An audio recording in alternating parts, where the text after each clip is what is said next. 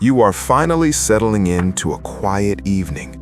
The room is calm, and then your phone screen lights up, that sudden harsh glow cutting through the dark, and the buzzing rattles against the table like something demanding to be let in.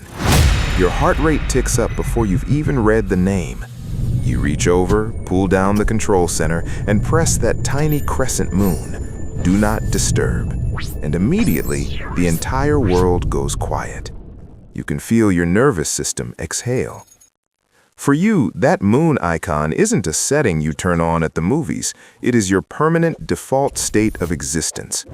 Your phone has probably been on silent since 2016, and to the outside world, this makes you a complete enigma. People joke that getting a response from you requires a formal written request. They tell you you're impossible to reach, bad at communicating, or the one that actually stings, that your silence is a passive-aggressive form of rejection. And sitting there, staring at a screen full of unread messages, you might actually start to believe them. You might wonder, why does everyone else seem perfectly fine being reachable 24/7, while a single notification feels like someone tapping directly on my skull? Here is why. And once you understand it, you are never apologizing for that moon icon again. Society has normalized constant digital accessibility as a measure of how much you care. Read receipts, green dots, the unspoken rule that a message sent is attention owed. But this expectation is not a social standard, it is a biological nightmare, and your nervous system has been quietly telling you that for years. You are not antisocial. You are not a bad friend. You are not broken. Your brain simply was not designed to be tapped on the shoulder by 50 different people every single day, and it is intelligent enough to have found the one switch that makes it stop. Let's talk about what is actually happening in your nervous system when that phone buzzes. Your amygdala, your brain's threat detection center, does not distinguish between a predator in the bushes and a group chat notification. For most of human history, a sudden, unexpected sound meant danger. Today, your smartphone exploits that exact same biological pathway. Every ring, every buzz, every ding triggers a micro-stress response.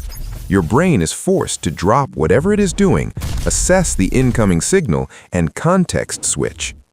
Research from the University of California found that when your focus is interrupted, it takes an average of 23 minutes to return to your original level of deep concentration. 3 notifications in an hour means your prefrontal cortex never actually gets there. It spends the entire day in startup mode, burning through your cognitive reserves just processing the noise, never actually getting to use them. When you keep your phone on Do Not Disturb, you are not hiding. You are revoking the world's automatic permission to hijack your attention. You are taking your nervous system out of a constant state of low-grade alert and putting it back somewhere it can actually function. Now, not everyone who lives on Do Not Disturb is doing it for the same reason. There are 3 distinct types, and knowing which one you are will help you stop feeling guilty for the boundary you've already built. Type 1, the sensory protector. You don't just dislike notifications, you are physically overstimulated by them. The default ringtone makes you want to crawl out of your skin. A phone vibrating on a hard surface sends a jolt of pure irritation straight through you. For you, the moon icon isn't a preference, it is your survival tool. Type 2, the flow state chaser. Your brain operates in depth, not in fragments. When you are working, creating, reading, or even just thinking something through, you need long, uninterrupted stretches of mental runway to get anywhere worth going. You know from experience that a single group chat notification in the middle of a complex thought doesn't just pause you, it collapses the entire architecture. You keep your phone on silent because you understand the value of what your mind can build when no one is allowed to knock the structure down. This isn't arrogance, it is a hard-won understanding of how you actually do your best thinking. Type 3, the boundary enforcer. You used to have your ringer on. You used to reply to everyone within minutes, and it hollowed you out. You learned slowly, expensively, that your rapid response time wasn't being appreciated. It was being treated as an open invitation. People began offloading their problems, their urgencies, and their anxieties onto you at any hour because you had taught them you would always be there to receive it. Turning on Do Not Disturb wasn't avoidance. It was the moment you finally understood that other people's urgency is not automatically your emergency.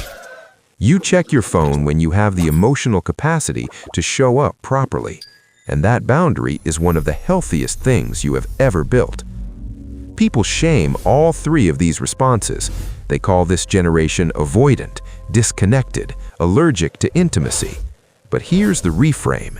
If you live on Do Not Disturb, you have mastered something genuinely rare in the modern world: intentional attention.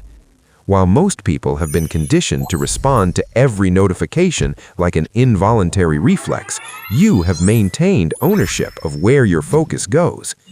That is not avoidance. That is one of the most sophisticated forms of self-regulation that exists. And here's the thing about your silence that people fundamentally misunderstand. Because you aren't constantly half-present, firing off distracted replies when your attention is somewhere else, the connections you do maintain are real. When you finally open your messages and choose to respond, you are giving that person something almost no one else gets: your full, present, genuinely engaged attention. Your silence isn't indifference, it is the exact thing that makes your presence actually mean something. One more thing worth saying clearly: true emergencies will always find a way through. The things vibrating in your pocket right now, almost none of them are emergencies. Your nervous system is allowed to know the difference. So, the next time someone complains that you're impossible to reach, let go of the guilt entirely. You don't owe the world 24/7 access to your brain. You are allowed to be unavailable. You are allowed to protect your peace, not as a last resort, but as a first principle. So, tell me, which one are you? The sensory protector, the flow state chaser, or the boundary enforcer? Drop your type in the comments below. I read every single one.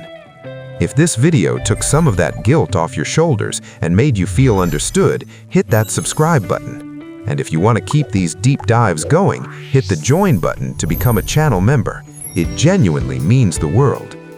Now, if your brain requires this much protection from digital noise, there is a very good chance it also has almost no interest in performing on an audience online. Click the video on your screen right now to find out the real psychology behind people who never post on social media, why your brain refuses to seek external validation, and why that refusal is one of the clearest signs of psychological strength there is. I'll see you there.